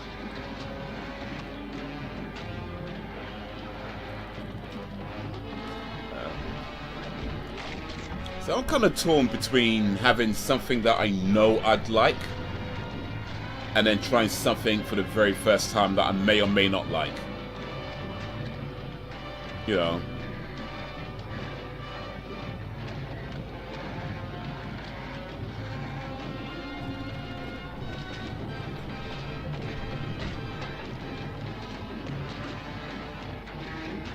think it's probably best to go with something OC. And in the end, he had to go to the cellar. In the end, he had to go to the cellar. Either ham or pineapple, or chicken and mushroom pizza for me. Stuffed crust or thin crust? When it comes to pizza, I like the stuffed crust, deep pan stuffed crust. That's how I like it. The toppings, you know, I might need a llama soon actually. I think we're okay now. The toppings you could always like, you know, there's always going to be debate about which are the best toppings, but I think at the very least I'd want a stuffed crust deep pan. That's how I like it. Fresh stuffed crust deep pan pizza.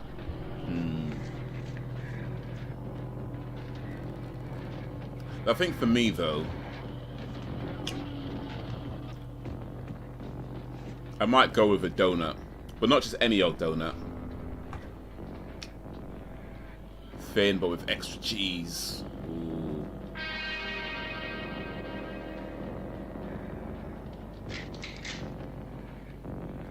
Extra cheese is always good. Oh, don't waste your bullets, man. Don't waste your bullets. Had they gone to the cellar like Mr. Cooper said, they might be okay.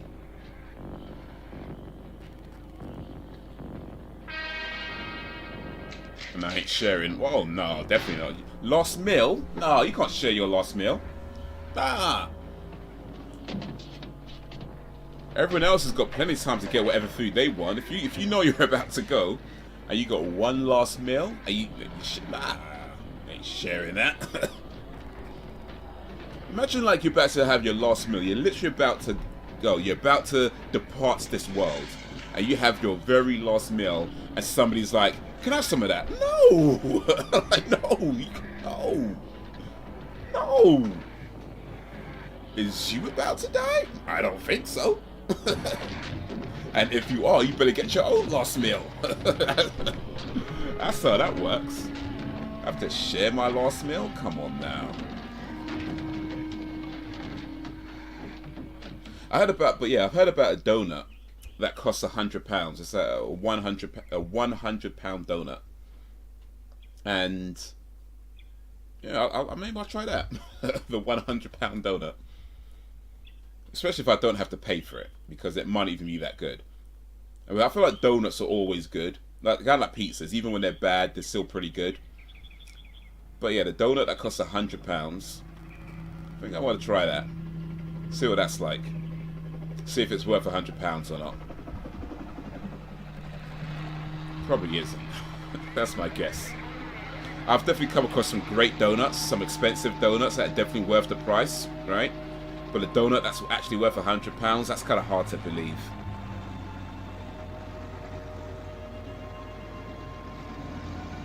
I had a donut, it was £5. Totally worth it. It was an amazing donut. Absolutely worth the £5 I paid for it. Like, I'm not even gonna... Nah, it was definitely worth it. It was just... Everything about the donut was just right. So the texture, the feel, you know... Everything about the donut was just so... It was... The taste, it was... Like the way like the filling mixed with the dough. It was just... That donut was definitely worth the money I paid for it. But £100 for a donut? Boy, that better be some out of this world experience. Yeah, Chief, we're going to stay with it till we meet up with the National Guard. Where'd you get the coffee? And the banana milkshake. Ooh, good choice. We should be wrapped up here about 3 or 4 more hours. The Greg's custard donut is the one for me. Ooh. They do nice donuts, actually. Nick, you and the rest of these men want to come with me? Tell Bill to check in the office, see what's happening. All right, Steve. Tell him we're going to stay with it, and everything appears to be under control.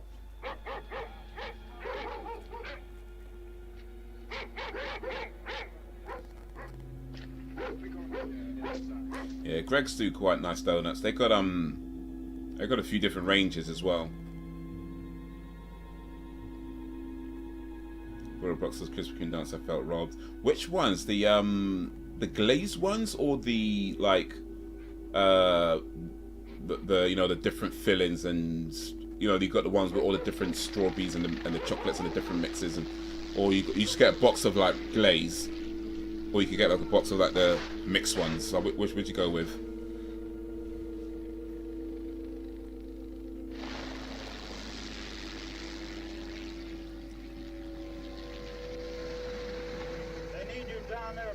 So I do like Krispy Kremes. I think Krispy Kremes, I personally feel like Krispy Kremes do make good donuts. However, whenever I hear somebody say Krispy Kremes make the best donuts, Somebody had a cook out here, Vince. they don't. Sure looks like it. No. They make good donuts. They make very good donuts. They are not the best. They are not the best. There's a few places I'll put over Krispy Kremes.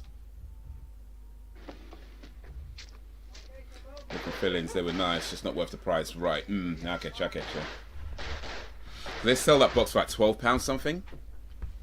You get, I think, 12 donuts in there. Is it 12? Yeah, I think it's 12 donuts you get in there. And oh, I know what's coming up now. We know what's coming up now. But yeah. And if you to buy them individually, they tell them about like £2 each donut, like £2.30 per donut. So when you buy them in a box, you save money, right? But then it works out to maybe just about £1 per donut. And yeah, they're good. I mean, it is still, yeah, I'd agree with it. It's still a bit pricey. Still a little bit on the pricey end. I heard a noise.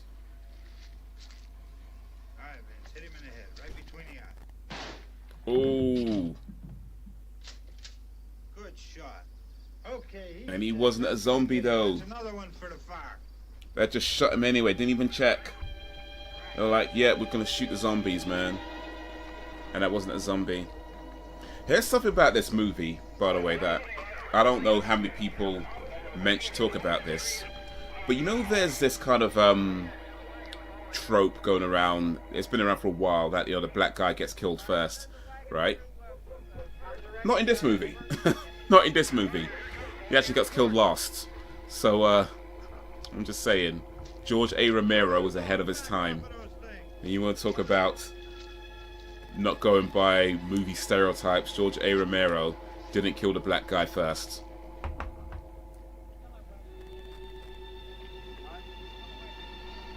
So the Caramel one was nice though, probably my favourite of theirs. Yeah, I've had a sauce. I can't remember what it tastes like right now, but I definitely had. I know I've had a sauce caramel. I'll say my favorite of the Krispy Kremes would be the strawberry and cream. That one's really nice. That's nice. But yeah, as good as they are, as good as Krispy Kremes are, they're not the best. Not by a shot. Not by a long shot. They're good. They're better than, you know, your average supermarket donuts, right? But they're not the best. They're not the best. They're the most popular.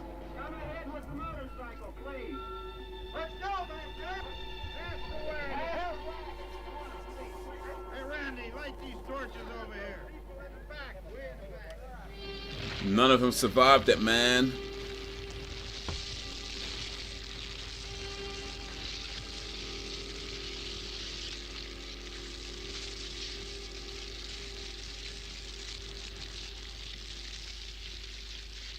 I'm fast and talking about pizza and donuts. Hey, you know what? As someone who fasts pretty much every year, I can tell you that sometimes talking about food whilst fasting actually helps. It actually helps. It may not, it seems illogical. It really is, but I personally find it could help. It could help. You know, but I get you. I get you. Right, that was Night of the Living Dead by George A. Romero in 1968. I like that movie. That's a classic movie. But yeah, like I was saying before, I feel like there's a lot in this film that horror movies to this day are still using. You know, a lot of concepts that come up, a lot of things that they've done, like say the whole thing about the whole argument between Ben and Mr. Cooper, you know, the kind of dissension in the ranks, where it's not just the humans against the zombies, it was the humans against the humans as well, you know, and that's what Walking Dead pretty much is the entire basis of the entire Walking Dead, is that, you know, you're not just battling the zombies, but you're battling the humans, and the whole thing about who can you trust. They were doing that back in 1968 with Night of the Living Dead. You know, when Barbara sees her brother and couldn't distinguish between the fact that her brother is no longer there. You know, they've done that in zombie movies since. You know, like, oh, okay, you know, Shaun of the Dead, Walking Dead, I think I should have done it as well. Here, this is the pioneer of zombie movies. It really is. Like, it is a pioneer, a staple. Like, when I say this is a classic, that's not just throwaway words. This movie is a classic. Like, maybe it doesn't look as good now because it's so old and the effects aren't that great by today's, all that kind of stuff. But in terms of the concepts that it does and the story and all that sort of thing, like the actual filmmaking elements of it, or just the narrative elements of it, all the way, all the way. Big up Night of the Living Dead. I don't know if this was the first ever zombie movie though. Was this the first ever zombie movie? Let's see if we can find it out real quick. It probably wasn't though. I'm sure that there must have been a zombie movie before this. But if there was, then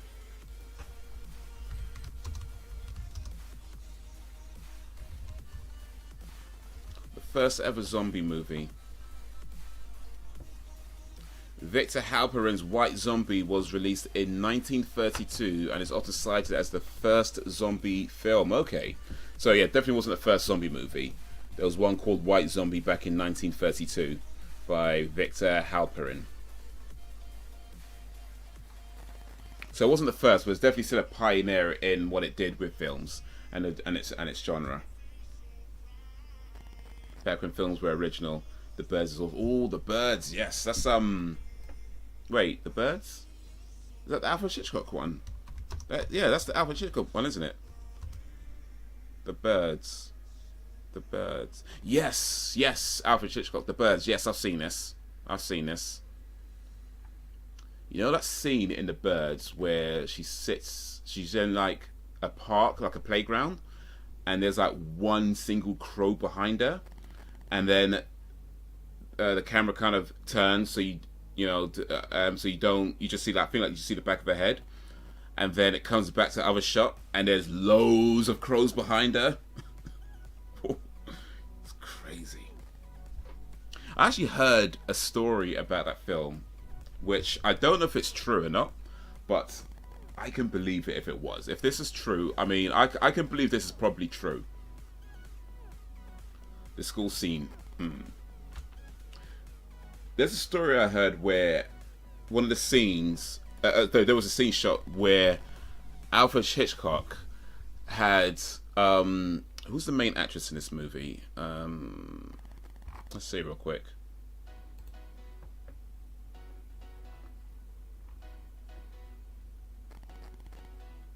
I guess Tippi Hedren, I think, might be the main actress in this movie. I think it was Tippi Hedren, I think, was the main actress in this movie.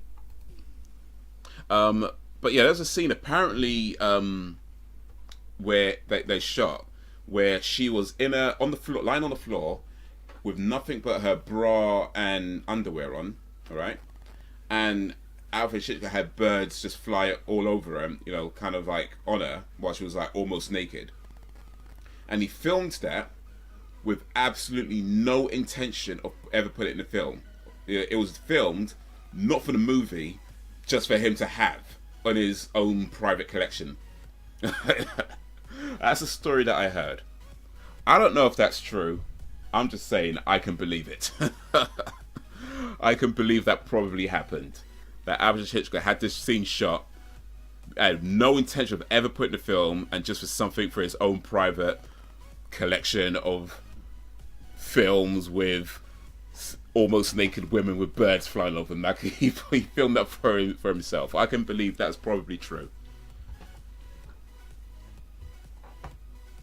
Tippy got her face. Tippy. That's her last name now. What's her face? I can totally believe that to be true. It's just such of, you know what I mean?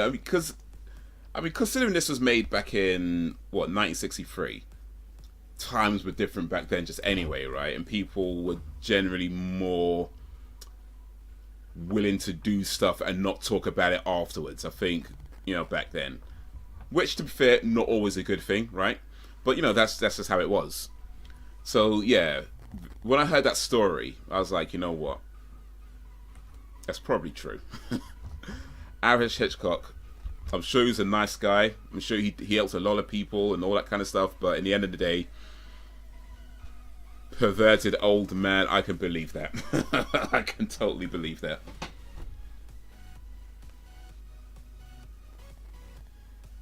There's probably all kinds of crazy stories like that from that era of films. Good evening. He does have a kind of a creepy look, actually. Alfred.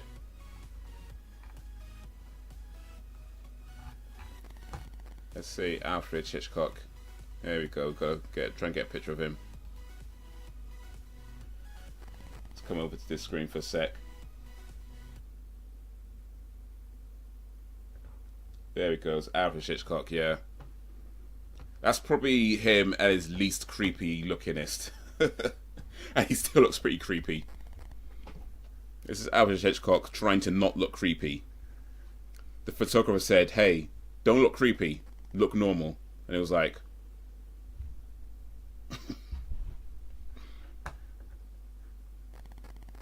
But you know what, since we are here, let's quickly honor the legend as well. Another legend.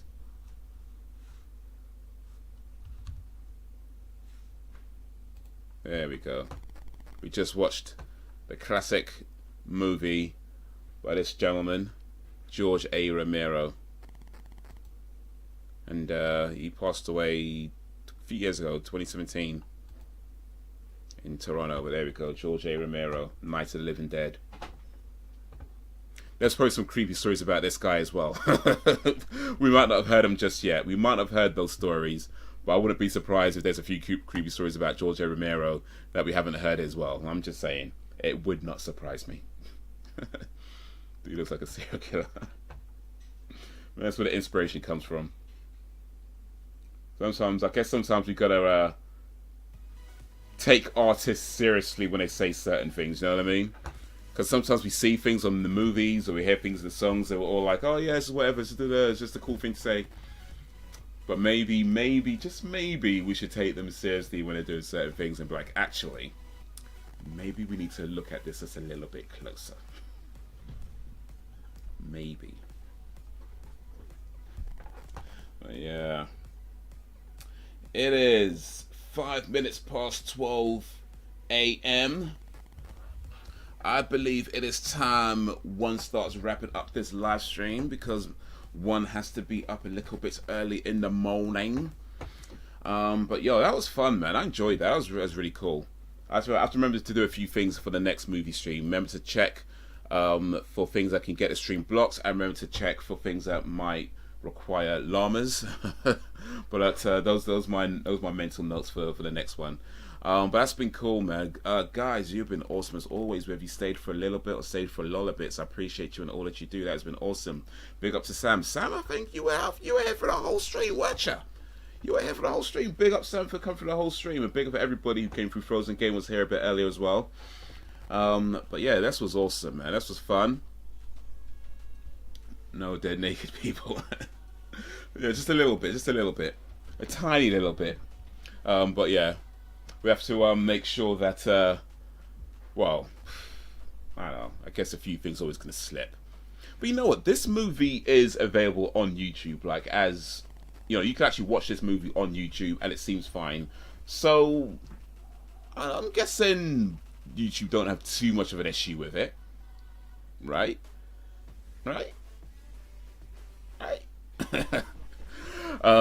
Well... I don't know. They seem to have different rules for different people. YouTube are a bit weird sometimes, to be honest with you. They're a bit weird. I mean, I don't know. Maybe it's just, maybe I'm just not understanding certain things. But I just feel like sometimes they have different rules with different people. But hey, it is what it is. We're just trying to get by. But yeah, guys, yo, big ups to everybody who came through, man. I appreciate you guys, man. It's been awesome. Hopefully I'll be streaming again soon. But I can't promise that. Oh, well, I can't promise things anyway because there are no guarantees. But you know, I'm glad it wasn't a naked dead front shot. There was a little bit of that actually, but it was the top half rather than lower half, so I think we're okay. just a little bit of the top half. But it was very quick, very brief. We didn't see the bottom half, so we're good. We're good. We didn't see the bit where dead babies come from, so we're good. I think we're okay. We're okay. Oh, but I might get myself in trouble with that joke. Maybe I should stop before I get myself cancelled. Or maybe that's a reason to continue. But guys, nah, you've been awesome, man. I appreciate you guys. I appreciate you. But yeah, hopefully I'll be streaming again soon. I don't know when, but hopefully I'll be streaming again soon. In the meantime, yeah, check out some videos, check out my other channels, social medias and all that kind of stuff. Man, trying to do this too. Yeah, get me, fam. But yeah, that's gonna be it for the minute. So guys, until whenever, if ever, peace.